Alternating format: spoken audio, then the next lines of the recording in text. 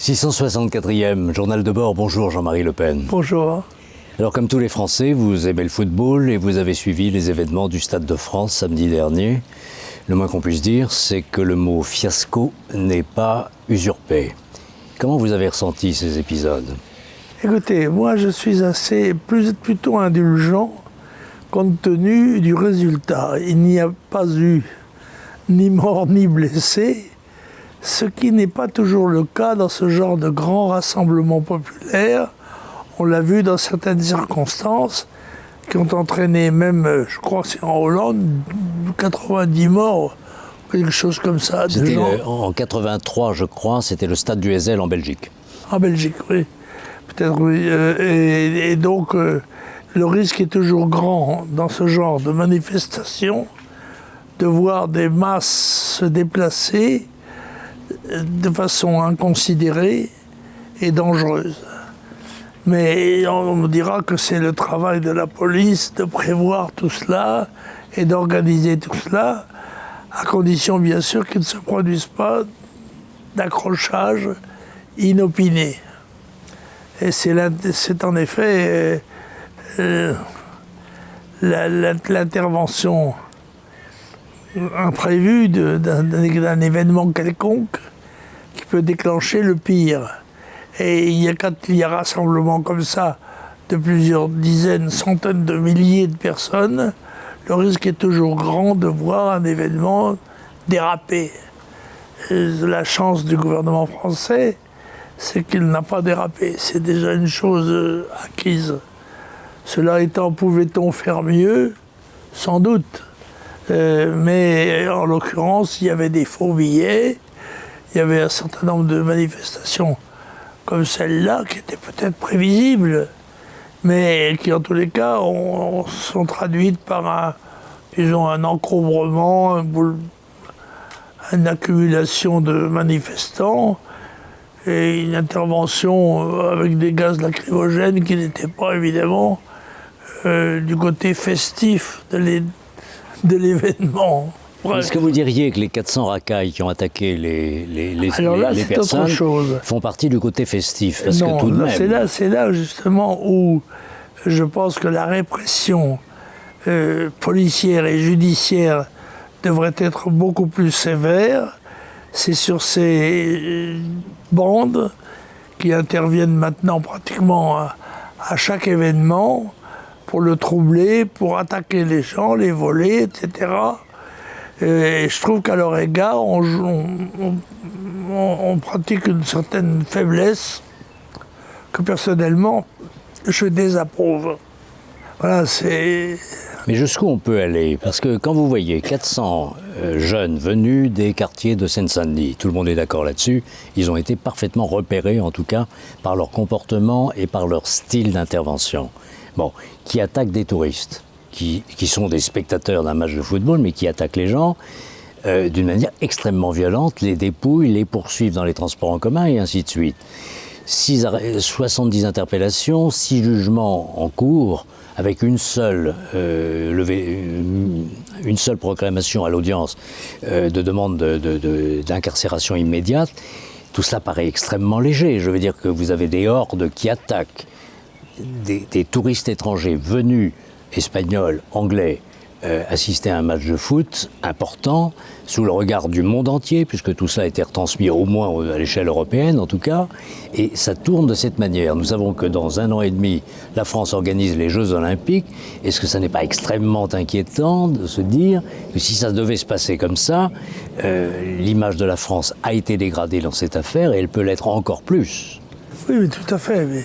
Mais je note que on peut considérer qu'il y a une dégradation générale de la notion de responsabilité et d'exigence dans l'ensemble de notre société. Et c'est plus visible dans certains événements exceptionnels comme ceux-là, mais c'est latent en quelque sorte. Et ce genre d'incident peut intervenir à tout moment. Et c'est évidemment la faiblesse de la répression, en effet, policière et judiciaire, qui est à mettre en cause. Quand on voit les premiers jugements qui ont été faits des quelques personnes qui qui ont été interpellés, quand même, sur des milliers de gens. On en a interpellé quelques dizaines. Et ces quelques dizaines, il y en a quelques-uns qui sont passés devant déjà les tribunaux. Et ils ont obtenu, si j'ose dire, des peines très modestes de prison avec sursis, etc., qui sont dans le fond des encouragements à continuer ce genre de phénomène. Il faut le briser d'une manière qui sera évidemment décrite comme brutale, mais à la fois, c'est quand même le devoir du gouvernement de faire respecter l'ordre. Dura lex, sed lex. La loi est dure, mais c'est la loi. Sur les 6 personnes qui ont été traduites en justice hier, tous sont soit clandestins, soit étrangers en situation irrégulière, ce qui est la même chose d'ailleurs. Oui, alors c'est un échantillon, c'est du hasard ou c'est représentatif de la situation? Je crois que c'est très représentatif de la situation. Ça ne peut pas être un hasard si justement les personnes qu'on a arrêtées se trouvaient être des délinquants d'origine étrangère. C'est parce que ce genre de manifestation attire bien sûr les éléments les plus fluides, les moins sociaux, les moins socialisés de la société. Ou les plus organisés, d'une autre manière. Et qui s'organisent maintenant en bandes, qui doivent être réprimées. Pour cela, il faut une politique claire et une sévérité sans mollesse. Alors il semble que le ministre de l'Intérieur, Gérald Darmanin, soit assez isolé dans son mode de défense des événements. Il est écouté aujourd'hui par une commission sénatoriale. S'il recommence à dire qu'il y avait 40 000 personnes qui sont les fauteurs de troubles en réalité en ayant fait déborder l'affluence, 40 000 personnes que personne n'a vu nulle part. Pas plus les témoins que les forces de l'ordre n'ont constaté que la RATP qui assurait le transport de tous ces gens n'ont vu des chiffres pareils se réaliser sur le terrain. S'il devait y avoir un mensonge du ministre de l'Intérieur devant une commission sénatoriale sous serment, ça deviendrait à ce moment-là un mensonge d'État. Jordan Bardella disait hier, l'actuel président par intérim du Rassemblement national, que le gouvernement français a préféré un incident diplomatique avec la Grande-Bretagne plutôt qu'un incident diplomatique avec la Seine-Saint-Denis. Qu'est-ce que vous pensez de cette formule? Je trouve que la formule est assez bien choisie, en effet. Je pense qu'il y a une esquive des responsabilités à tous les niveaux désormais par l'amollissement, l'affaiblissement, l'abaissement des exigences sociales, politiques. Et là, je crois que c'est une société décadente qui, à un moment donné, va trouver le problème dramatique. Alors, à propos de la décadence, il y a un sujet qui est apparu dans l'actualité. La France recueille un certain nombre de réfugiés venus d'Ukraine, d'Ukrainiens et de jeunes Ukrainiens qui sont provisoirement scolarisés dans les écoles françaises. Et que constate-t-il? Que le niveau de mathématiques des Français est inférieur au leur. Autrement dit, qu'ils se trouvent avoir 1 an ou 2 ans d'avance alors qu'ils ont le même âge quand ils fréquentent les établissements français. Ils sont surpris du côté extrêmement facile de notre enseignement. Est-ce qu'il n'y a pas là un signal d'alerte extrêmement fort sur le recul de l'éducation en France? Je pense que si. En effet, cette constatation, cette comparaison rendue obligatoire par les événements, nous met notre corps enseignant en particulier au pied du mur et dans l'obligation de donner l'explication de cette faiblesse, de cet affaiblissement. Mais je pense qu'il est général. Je pense qu'il est le signe d'une société décadente. Et pourquoi pas dans ce domaine-là, comme dans d'autres. Mais c'est vrai que c'est l'événement qui permet l'accident, qui permet la révélation d'un certain nombre de choses qui existaient mais qu'on ignorait. Alors, le président de la République était hier à Cherbourg en visite dans un hôpital pour essayer de faire face à la crise prévisible cet été des urgences dans les hôpitaux français. Mais on s'aperçoit que plus personne ne veut travailler dans ces conditions-là. Autrement dit, après le Covid, après la mise à l'écart de personnel soignant qui n'avait pas accepté le vaccin, eh bien on ne recrute plus personne. De la même manière que dans l'enseignement, on commence à prendre comme professeurs des gens qui n'avaient pas atteint le niveau requis ni atteint les diplômes nécessaires. Autrement dit, on racle les fonds de tiroir dans une espèce de panique. Tout ça a été prévisible dans le domaine de la santé avec le numerus clausus qui a eu des effets désastreux. Vous les avez dénoncés d'ailleurs depuis des décennies. Des décennies. Ça fait très longtemps. Ça, on a maintenu une ligne politique dans le domaine médical qui était suicidaire, mais on ne comprend pas pour quelles raisons. Est-ce que des raisons syndicales par rapport aux syndicats de médecins ou des raisons d'équilibre budgétaire, plus probablement, et ça c'est navrant, c'est que l'État ne fait pas face à ses obligations, et quel qu'en soit le prix. Alors, à propos de la guerre actuellement entre la Russie et l'Ukraine, le président Biden vient de livrer à l'armée ukrainienne des lance-roquettes multiples.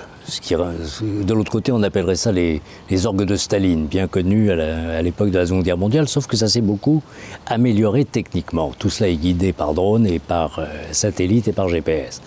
Il n'empêche que Biden dit, en limitant la portée de ces armes à 60 km alors qu'ils peuvent en atteindre 300 dans leur version la plus compétitive, interdiction de s'en servir pour atteindre le sol russe. Alors on verra si les Ukrainiens acceptent cette règle, mais est-ce que ça n'est pas tout de même le début d'un infléchissement? Jusqu'à présent, le président des États-Unis était extrêmement offensif et insultant contre le président russe. Aujourd'hui, cette nuance peut avoir du sens. Qu'est-ce que vous en pensez? Écoutez, moi je vois tous les jours, chaque jour qui passe, se rapprocher le phénomène de la guerre mondiale. Et quelles que soient les précautions que l'on prenne, de livrer des armements qui ne tirent qu'à 60 km au lieu de 300, tout cela me paraît billevesé. Et que je crois que ce sont les engrenages qui, à un moment donné, entraînent les situations dramatiques sans l'opération des hommes, sans leur volonté. Et autrement dit, les événements échappent aux hommes, et quand on se met dans cette situation, on peut s'attendre au pire.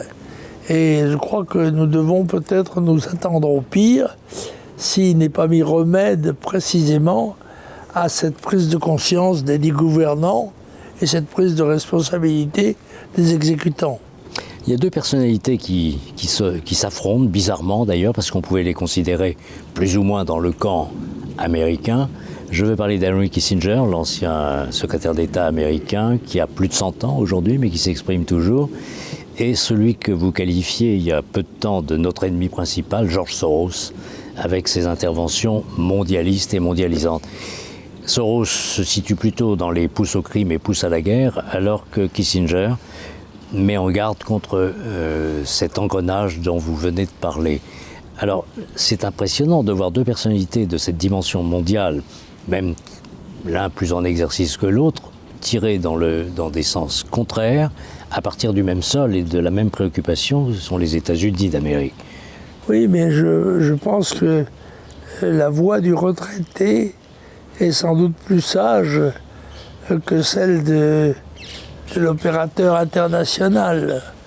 Et il n'en reste pas moins que tout cela tourne autour de l'idée d'une troisième guerre mondiale qui devient de plus en plus plausible et qui, je pense, finit par être acceptée par l'ensemble des populations, ce qui me paraît être dramatique, car ces effets peuvent être absolument terrifiants.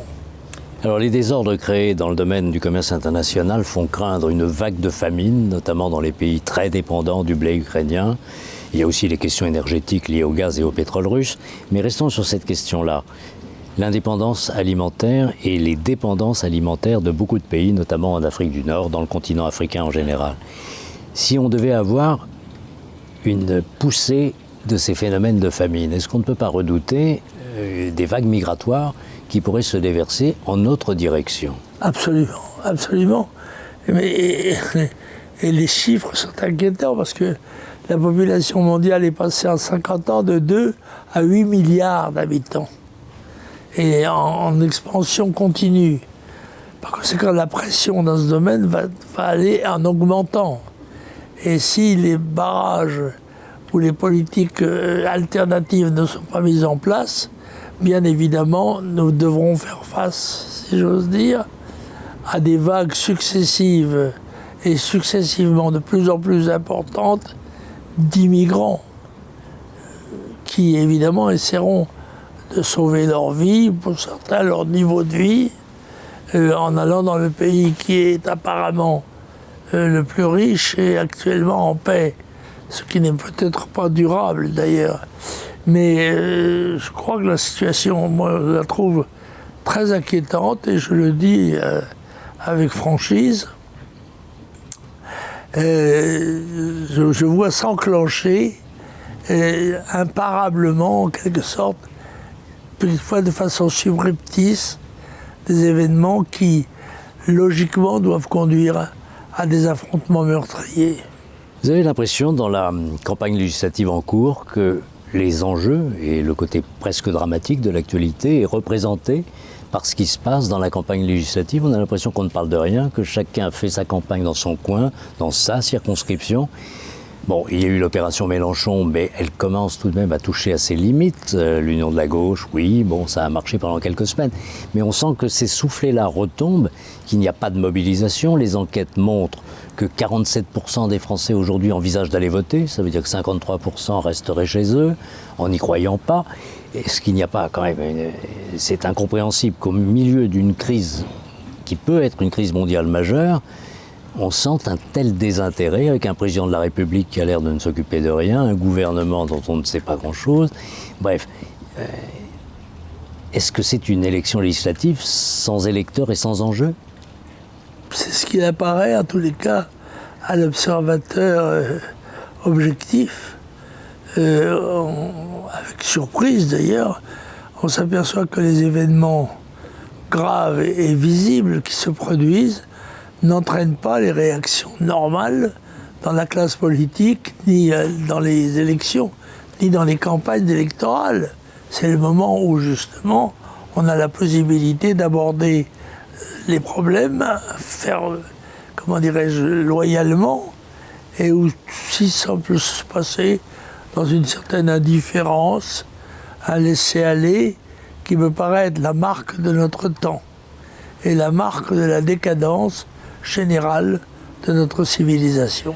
Au cours de la campagne présidentielle, Marine Le Pen avait pour habitude de dire « Si le peuple vote, le peuple gagne ». Est-ce que c'est toujours vrai dans cette élection législative ?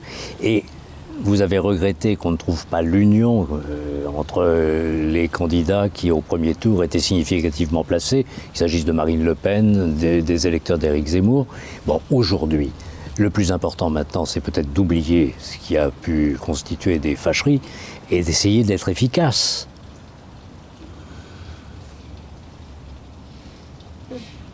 Calorifère. En effet, c'est cet amollissement général, cette indifférence générale du corps électoral qui me paraît être la notation la plus grave. Si les Français, en effet, ne s'intéressent pas à leur sort, si les politiques ne veulent pas, ben il est bien évident que la politique se fera sans eux et probablement contre eux.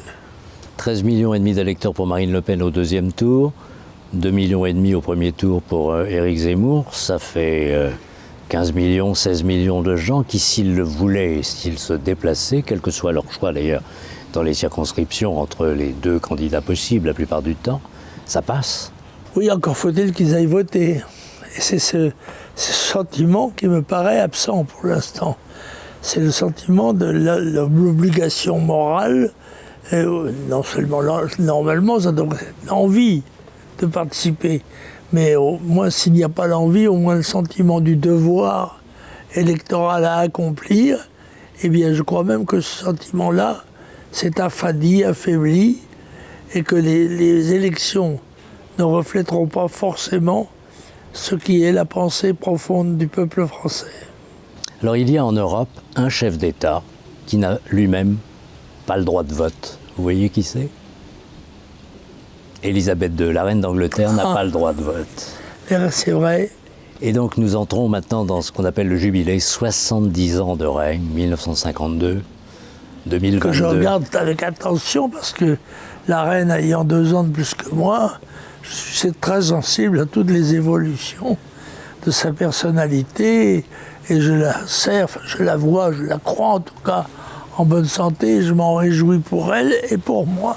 Qu'est-ce qu'on peut dire de ce règne incroyable par sa longévité et même par son incarnation, par sa dignité? Elle est plus que la reine d'Angleterre ou celle du Commonwealth. C'est tellement Commonwealth. britannique quand même tout ça. Extraordinairement. Et il faut reconnaître aux Anglais cette qualité qu'ils ont de rester attachés aux formes les plus efficaces de gouvernement et les plus spectaculaires, comme on aura l'occasion de le voir. Vous aviez suivi, je crois, les obsèques du prince Philippe qui étaient extrêmement impressionnantes.